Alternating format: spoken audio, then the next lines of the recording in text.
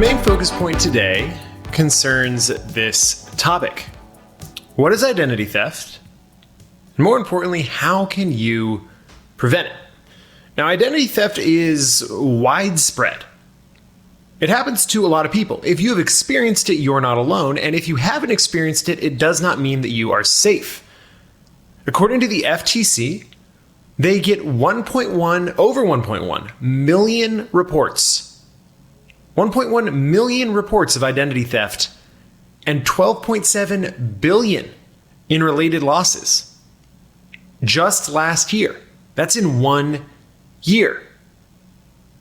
Thieves who are trying to steal your identity to make purchases in your name use your personal data, your social security number, your credit cards, to open accounts, to drain funds, to file fake tax returns in order to route the refunds to themselves, and also to seek benefits in your name. And now you say, okay, I'm pretty careful.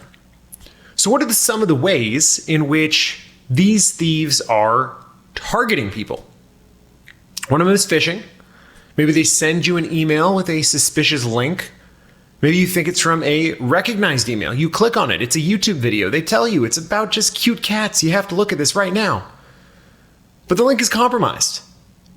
Sends a virus to your computer. They get information from you. That's one way. Another is just straight hacking your computer, your systems.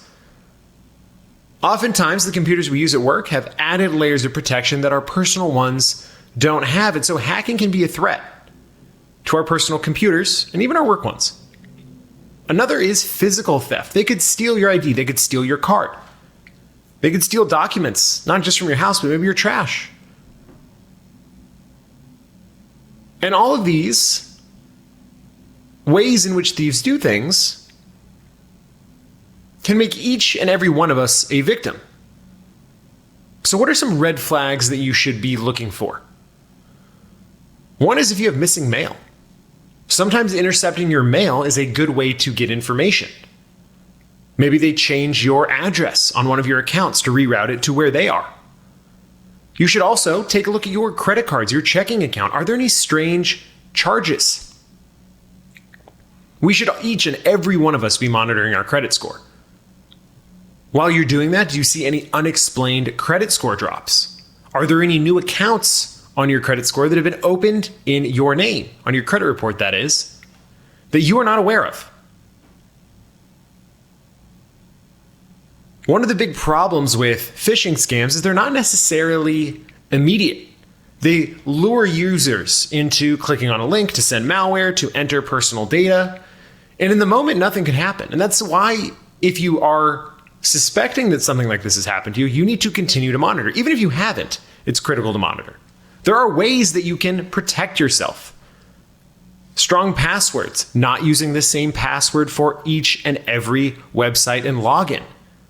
Protected PINs, two-factor authentication, which is where you have a secondary device that is notified via email, via text message, through an authenticator app, in which you have to put a PIN such that if somebody was trying to log in your name and they had your username and password, they don't have your device. They can't get that information. Everybody, each and every one of us, should make sure that we secure our sensitive documents. Part of that is not just keeping them in a safe place, but understanding that old things that you no longer have need to be disposed of properly. Burn them, shred them, get rid of them in a way that nobody can copy them, nobody can find them, nobody can use them in order to compromise your financial well-being.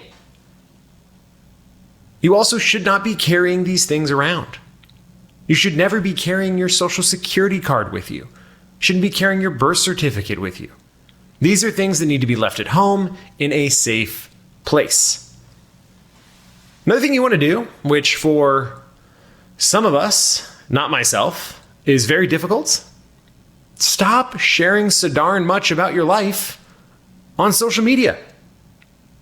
You don't want to give criminals clues about who you are, which can then be used as clues to get into your systems, where you live, what your password might be, any number of things that can compromise you on a daily basis.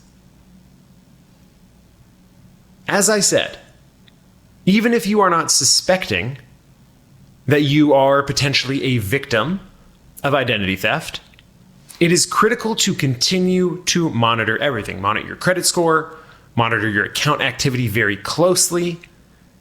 One easy way to do it is because federal laws allow free credit reports from major bureaus.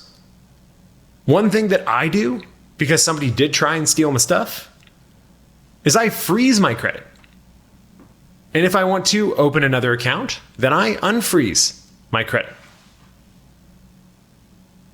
You can have alerts put on your account such that if anybody tries to do anything, you will get immediately notified. Another thing that I've done for myself as well. Now, you can do all you can. You can do all the protection. You can be prepared. But at the end of the day, something might happen to you. So, if compromised, freeze your credit, contact your institutions, file reports with the FTC and police, and dispute any and all fraud quickly. Taking these steps and knowing the remedies is critical to secure your financial future.